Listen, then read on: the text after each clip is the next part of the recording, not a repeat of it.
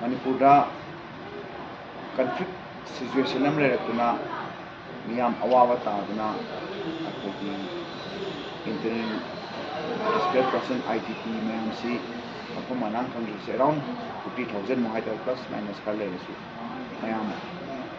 awapu tale se ko loi khunare ha tramma muk su dum masi matang su dum naina dana dum lae sida ngang da su dum laikre political party kudimak social organizations kudimak maira party journalists mayam loi leire Basic I yaujariba party sina lenga pai na lenga ku tabung ku meham tawi adu sai ni Bharat Sarkar gi magi de su tabung ku meham tawi basic si adum day to day se meham akoi gi ten da bi kholau awat pe kholau meham dum leiba maruina sumpam no hum khang da khangde makhal leiba sina problem oidna Sarkar na piriba makoi gi facility kharabuna makoi gi hingnabagi yang kamsi warakpa haita masi adum apai gi print electronic media su e kanagumba khabar kar su mai ga wa me su e political party me am su masle da moi gi shipper aga moi awa bu share tor mi adagi CSO me am su awa bu share tor ma mera pa bi mai bi ma sa tam me am ma tum koi tingang kinare aina hujik thamjaningi di akoina masina akoi awabu kokonate aduna akoi hai hanbada public leader ni hille di ba miyang ni le si akoi pudi makse sina hen chawba thodang lo phom e se simtam aina thamjabani sai dum khallaga akoi gi thamai banda relief camp ahum lei akoi thau da ma hujik press conference toriba thamaiban ratong international school dama ego thamaiban thingel kai da kundang school dama humde thau gi si aina akoi Thaiba United Club ki silaw me amda ina akoi thamaiban ni sama tawsi ni am kan hu dos ba bade gi me am sina e taw bom phai masi leba awawa tan kanda koi ne kai mi su ko su mase koi tawsi na am hang dos gi bin adam masida lai riba jaga si anova in machine lakbada accommodate tawbu ngamaktaba haita adagi takki kampuna se ngonda laga amma se jaga amna simiro anova tum lae kana koina mu taknasu mayam ro organize tawar ko taktu gi kemam hangto sinam sistem hangto sabini sida so mu leibam se chalakta badagi koi mu thingenda nam school sida ko hangto sabini aduna akoi si sidaida akoi le lei sida dum khangi haita ai ahum sida thengna ne yam thengna thengna kanda Sarkar na pirakpa sana bagi pirakpa megri amount hai tare yang sawba na tamina koi gi hingna bagi hand to mouth koi hingna bagi masakar pirakpa de 1000 mari rakum bi khaba adagi 25000 chang ba khara yawi adagi yamna magi criteria khale na only percentage se 5% fana phang gai tare adu mayam le ngap de loi wana ba masagi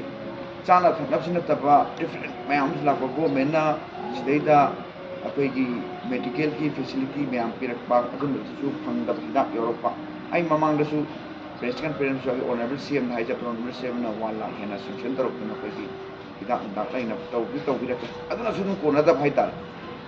makal masi dang hospital na kudak ta ni ya ba dagi long disease rakwa koi gi chronic disease mayam sigi akoi gi hidak tharakta ya da kutak ki oibe mayam ama angang sim lai tarpagi problem school gi government school tamba matamda school uniform de pire ha school uniform de so mu angang hi chawkal ku cha da problem cha de na chun na de sin si ya da ba adigi moi gi firon atai yung da set na cha na ba mayam ama le ku si family sing si income le tab sina effort to ngam tab haita si loi unai aduna akoi sa angam bada akoi mang do bisna ko lum mayam pi dana ka le income pi na ba na ba do in men mayam si loi mak su mu lum sabom su lei ponte jaga thamom su lei ti loi mak su ma du experience su lei ti aduna awa abadi mayam makal thina ba adagi adum thingnare nongmagi mayam si da adum Bharat ki parliament gi thak ta bu dum law hai tare koi gi masi mayam si ware adu tawre si वारे लाउदबो मिसे अमता लेत्रे whether they are political parties, CEOs or Maira Pabis or media, anybody war is loy laure, monsu laure. Arita di akoy si Manipur ki public amoyna, Bharat ki citizen amoyna, akoy ki tawom to pot hodang si kari no si ay na khanjara padagi na ay si mayam ki, ay na problem media ki sinaw mayam. Observe kay tang ay yo, kung kitang kundok sa kini khanjara. Ano hujik si akoy na khwaire raka lay di si अकोई नसी कृष्ण जन्म निम्न ईश्वर है मियोब सेवा तौने खाई चाव धर्म ने है अखोई मियोब सेवा तौबसे खाई दरकार है अखोना रिटर्न की खंदी अखोद IDP से इलेक्टोरेट वोटर ने अदम चलगदी लानगदब थाइमंद IDP से वोटर अमत नाते चुराचापुर तोरबुंगी सेकाई तोान तोान प्लेस मरोना असमने अयाबने अतोप कांसोक चिंगदे अतोपदे खरा पर्सेंटेज खा हजिक सरकार पीरबसे पीब मोदसु नीब याब हेल्प तौर लौजगनी वाट वालपे थमैबंद रिलीफ कैम्प अहम से इनमेट से एडप्ट तौनी से मैं लौटना का शक्ति लेब पावरफुल पैसा पाइबस नाते मनपुर हेन पैसा पाइब पावरफुल मी लिंग लेग्रे मियोबना अवाब ताकन दायित्व लौम थोड़े वखलों से थमजरा मैम फोंदोक्चबनी अखोगी MLA सिंह मागी मागी जगह अखोगी रिलीफ कैम्प से मोइन एडप्ट तौबीरब अदे CSO ऑर्गेनाइजेशन खर सेंट्रल तौबीरबसे कनागुंब MLA में केंद्र रिलीफ कैम्प से अमत लेतबसु यावी MLA में केंद्र मंगा तु लोइसनबसु यावी अदु मंगा तु लोइसनबसुना माना लोइनगमस अमखकुंब माना एडप्ट तौबीरगा अतोब MLA सेंट्रल तौबीरगदी अखोई MLA मैम सिना मियाम की म्यूट हैबिसे मसिगे सब चाबो वान तोचे लाकनी से खंजे चिंगदसु मंगाई चिंगद लेरिबा मैम IDP मैम लेसी अखोई चिंग की MLA कुन लेरी अदगी चिंग की MP अमा लेरी अंतकसु कोई कांग्रेस की काबीबा कैंडिडेट अखोई की चुनाव साइड को की साइड इन ब्लॉक द एदुम 100% हाइबा फत्ते इन ब्लॉक द थादगरम है ता अदुना लेरिबा मधुर खुंदारिबा सिंगुना कांग्रेस सब चाना थाजब थमना तौबीना मोइनसु मधु रिटर्न मधुर तारिबा IDP अवाब सिंह मोइनसु दुम मधु एडप्ट तौरेना अकोई मणिपुर की कांग्रेस की प्रेसिडेंट बो ओरोए MP नु ओरे राहुल गांधी की थातो ओरे से लौथोगदी याम फजबा मोइनी नाइन हम्बल लापिल नि कोई तौदे या देश लेते आई छु हौजबई वानी अकोई म्याम से लोई शेयर तौनिंगबा अकोई साइते सो कोई रूलिंग दे याविनरिबा BJP खंगे NPP खंगे NPF खंगे मतलब उमसलगा अखोई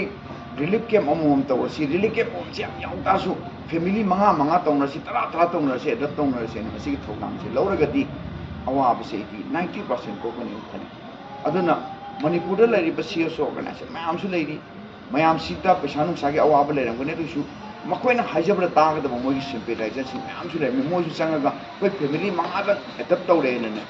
सुमाइना चंगजनगी लंबी तानरक्पा पोर्शन रूलिंग से ओरे CSO ओरे मसलेदा अखोई इराइचासिंग ई मरीसिंग से मणिपुर से अमतने से कोई लाउर लाए अखोई खुदिमक मणिपुर CSO सु पॉलिटिशियन सु अखोई मणिपुर इंटीग्रिटी लाखने अखोई येलोंगे तारइबा खुंदारकुसिंग से अखोई मोगी तमत खल्ले लोइना लाउले अरुदारी मोइना अवाब तरफ कांदा अखोई करिगिनो कनागुंद ब्लेम तो पॉसिबल yes government के handicap में मोइने हैन responsible मोइ चाने पीरी एदम याय मधुगिदु दौरगा वालक पसिंसे मसिदी आइना के मुम सिगी देदम आइना मसिदी होरे एदम लोइ यंजरगनी मोइ दाइने यामना मसि हायने याम लग्जरियस लाइफ ता ने अकोन अफोर्ड तौबंगा मोइ दादा अदम मधु हाइरक बदु अकोन ngамni हाबिस नति अदुबु आइगी तौबम थोप दाइता लोइ यंजनबा ngang sinara elpa adegi mai firon wala kola changai to day to digi sang daya do sing ma de ko tum dai te logen mamang da su ko gi san sapu de family ma ko mamang de lady magi mata da ma ꯑꯩꯈꯣꯏ ꯖꯦꯅꯤꯝꯁꯇ ꯂꯩꯔꯤ ꯍꯧꯖꯤꯛꯐꯥꯎ ꯑꯗꯨꯝ ꯂꯩꯔꯤ ꯃꯥ kidney transplant ꯇꯧꯈꯤ ꯐꯦꯃꯤꯂꯤꯗꯨ ꯑꯩꯈꯣꯏꯒꯤ relief ꯀꯦꯝꯞꯁꯤ ꯍꯥꯡꯕ ꯍꯧꯔꯛꯄꯗ ꯑꯩꯅ ꯐꯦꯃꯤꯂꯤ ꯑꯃꯈꯛꯇ ꯍꯥꯟꯅ ꯑꯦꯗꯞ ꯇꯧꯍꯧꯈꯤꯕꯅꯤ ꯑꯩꯒꯤ ꯁꯥꯏꯠꯇꯒꯤ ꯑꯗꯨꯝ ꯃꯉꯣꯟꯗ 30,000 ꯑꯃꯁꯨ ꯄꯤ ꯑꯇꯣꯞꯄ ꯕꯦꯁꯤꯛ ꯐꯦꯁꯤಲಿಟಿ ꯃꯌꯥꯝ ꯄꯤ ꯑꯩꯅ ꯑꯣꯅꯔꯦꯕꯜ MLA ꯃꯌꯥꯝꯗ ꯆꯤꯊꯤ ꯏꯗꯨꯅ ꯃꯌꯥꯝꯁꯨ ꯈꯔ ꯈꯔ ꯄꯥꯡꯕꯤꯔꯛꯏ ꯒꯣꯔꯃꯦꯟ ꯁꯥꯏꯠꯇꯁꯨ ꯃꯥꯒꯤ ꯇꯣꯉꯥꯟꯅ ꯄꯥꯡꯉꯛꯇꯅ ꯑꯗꯨꯝ ꯈꯔ ꯈꯔꯗꯤ ꯁꯥꯐꯩ ꯍꯥꯏꯇꯥꯔꯦ ꯑꯗꯨ ꯅꯠꯇ꯭ꯔꯒ ꯗꯤꯐꯔꯦꯟ ꯑꯩꯈꯣꯏ ꯅꯥꯔꯛꯄꯁꯤꯡꯁꯤ ꯑꯩꯈꯣꯏ ꯇꯣꯉꯥꯟ ꯇꯣꯉꯥꯟꯕ ꯑꯩꯒ ꯂꯣꯏꯅꯕ ꯑꯩꯈꯣꯏ ꯚꯣꯂꯟꯇꯤꯌꯔ ꯃꯌꯥꯝꯁꯨ ꯆꯠꯂꯒ ꯑꯩꯈꯣꯏ ꯁ꯭ꯄꯦꯁꯤꯌꯦꯜꯂꯤ ꯑꯩꯈꯣꯏꯅ ꯑꯦꯇꯦꯟꯁꯟ ꯍꯦꯟꯅ ꯄꯤꯖꯔꯤꯁꯤ ꯏꯗꯨꯀꯦꯁꯟꯒ ꯃꯦꯗꯤꯀꯦꯜꯒ ꯑꯅꯤꯁꯤꯅꯤ ꯄꯤꯔꯤꯁꯤ ꯑꯗꯣ ꯃꯁꯤ ꯉꯁꯤꯗꯒꯤ ꯑꯩꯈꯣꯏ ꯁꯤꯁꯇꯦꯝ ꯑꯃ ꯑꯣꯏꯅ ꯀꯅꯥꯅ ꯀꯔꯤ ꯋꯥꯠꯂꯤꯕ ꯀꯩꯗꯧꯔꯤꯕ ꯁꯤ ꯑꯩꯈꯣই ꯍꯣꯡꯉꯒ ꯑꯩꯈꯣꯏ ꯂꯣꯏ ꯇꯧꯖꯔꯅꯤ ꯀ꯭ꯂꯥꯁ 10 ꯐꯥꯎꯒꯤꯗꯤ ꯒꯣꯔꯃꯦꯟꯒꯤ ꯁ꯭ꯀꯨꯜꯗ ꯇꯝꯕꯅ ꯑꯌꯥꯝꯕꯅꯤ ꯇꯝꯗꯕ ꯑꯃꯅꯤꯁꯨ ꯌꯥꯎꯏ ꯑꯗꯨꯒ ꯀ꯭ꯂꯥꯁ 9 ꯐꯥꯎꯒꯤ ꯒꯣꯔꯃꯦꯟꯅ ꯌꯨꯅꯤꯐꯣꯔꯝ ꯄꯤꯕ ꯈꯣꯠꯄ ꯇꯧꯔꯤꯁꯤꯡꯁꯦ ꯑꯗꯨꯅ ꯄꯤꯗꯕꯁꯤꯡꯁꯨ ꯑꯗꯨꯝ ꯑꯩꯈꯣꯏꯅ ꯑꯗꯨꯝ ꯍꯥꯟꯅꯗꯩꯁꯨ ꯂꯩꯔ ꯂꯥꯛꯏ ꯃꯗꯨꯝ ꯑꯩꯈꯣꯏ ꯑꯗꯨꯝ ꯂꯩꯔꯅꯤ ꯁꯤ ꯑꯗꯨꯝ ꯑꯩ ꯑꯗꯨꯝ ꯂꯧꯊꯣꯛꯆꯒꯦ ꯑꯗꯨꯒ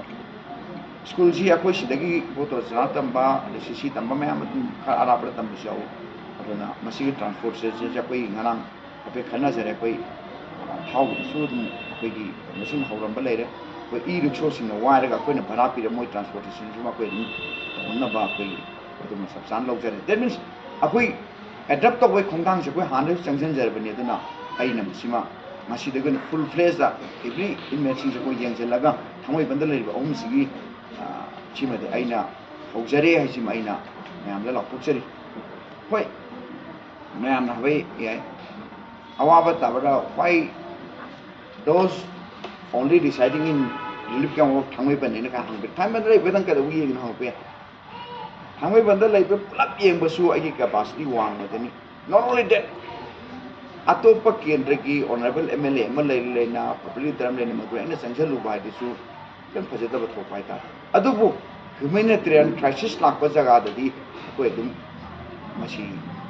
ꯆꯪꯁꯤꯜꯂꯒ ꯑꯗꯨꯝ ꯑꯩꯈꯣꯏ ꯃꯇꯦꯡ ꯄꯥꯡꯅꯕ ꯑꯩꯈꯣꯏ ꯐꯤꯔꯦꯞ ꯑꯗꯨꯝ ꯂꯧꯔꯛꯀꯅꯤ ꯑꯩꯈꯣꯏ ꯖꯒꯥꯁꯤꯡꯁꯤꯗ ꯑꯩꯈꯣꯏ ꯑꯩꯉꯣꯟꯗꯁꯨ ꯑꯩꯒꯤ ꯑꯩꯒ ꯆꯠꯃꯤꯟꯅꯖꯔꯤꯕ ꯑꯩꯅꯁꯨ ꯄꯦꯇ꯭ꯔꯣꯜ ꯑꯣꯏꯖꯔꯤꯕ ꯇꯛꯇꯣꯒꯤ ꯑꯗꯒꯤ BJP ꯊꯥꯡꯃꯩ ꯃꯟꯗꯜꯒꯤ ꯃꯤꯁꯤꯡꯁꯤꯅ ꯑꯩꯈꯣꯏꯒꯤ ꯀꯥꯔꯦꯀꯇꯥ ꯏꯟꯐꯣꯔꯃꯦꯁꯟ ꯄꯤꯔꯛꯄ ꯃꯌꯥꯝ ꯂꯩ ꯑꯗꯨ ꯇꯧꯍꯧꯔꯤ ꯃꯌꯥꯝꯁꯦ ꯑꯗꯨꯅ ꯍꯧꯖꯤꯛꯀꯤꯗꯤ ꯑꯩꯈꯣꯏꯅ ꯈꯤꯇꯪ ꯋꯦꯠ ꯑꯦꯟ ꯋꯥꯆ ꯇꯧꯔꯒ ꯌꯥꯝꯅ ꯍ꯭ꯌꯨꯃꯦꯅꯤꯇꯔꯤꯌꯟ ꯀ꯭ꯔꯥꯏꯁꯤꯁ ꯂꯥꯛꯄ ꯖꯒꯥꯗꯗꯤ ꯑꯗꯨꯁꯨ ꯑꯗꯨꯝ ꯑꯩꯈꯣꯏ ꯑꯗꯨꯝ ꯆꯪꯖꯔꯛꯀꯅꯤ ꯑꯗꯨꯒ ꯑꯩꯅ ꯃꯌꯥꯝꯗ ꯊꯝꯖꯕꯁꯦ ꯑꯩꯈꯣই ꯉꯁꯤ ꯂꯩꯔꯤꯕ ꯊꯥꯡꯃꯩꯕꯟꯒꯤ ꯑꯍꯨꯝꯁꯤꯃꯗꯤ ꯑꯩꯈꯣꯏꯅ ꯃꯁꯤꯗꯒꯤ ꯑꯦꯗꯞ ꯇꯧꯔꯒ ꯃꯥꯒꯤ ꯀꯩꯅꯣꯁꯤꯡꯁꯦ ꯆꯞ ꯆꯥꯅ ꯃꯁꯤ ꯌꯦꯡꯁꯤꯟꯒꯅꯤ ꯐꯤꯔꯦꯞꯁꯦ ꯑꯁꯤꯃ ꯊꯝꯖꯒꯦ